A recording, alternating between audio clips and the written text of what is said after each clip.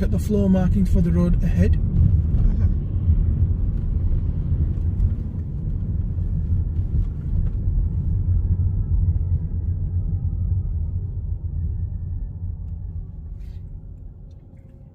You show me and tell me questions, you know them, I'm not too worried about them, okay?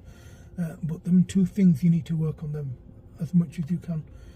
Ideally get them out of the way for your next lesson.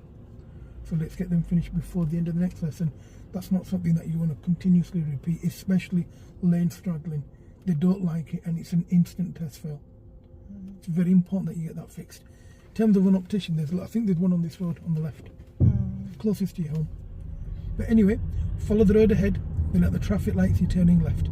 So look at the floor markings, look at the filters. Good, yes. That's fine.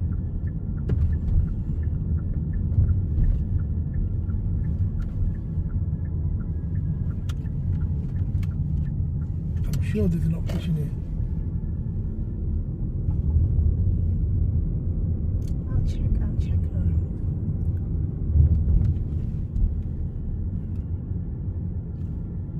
I'm sure there was. Unless it's closed down. Unless they're making it up. Anyway, quick Google at home will find out if there's one. Where that girl's parking now, she's parking in the wrong place. Because it's a drop curb, she's not really supposed to be parking it. That's why she's looking at us. So where there's a drop curb, you mustn't park on your driving test. She knows she's parking it.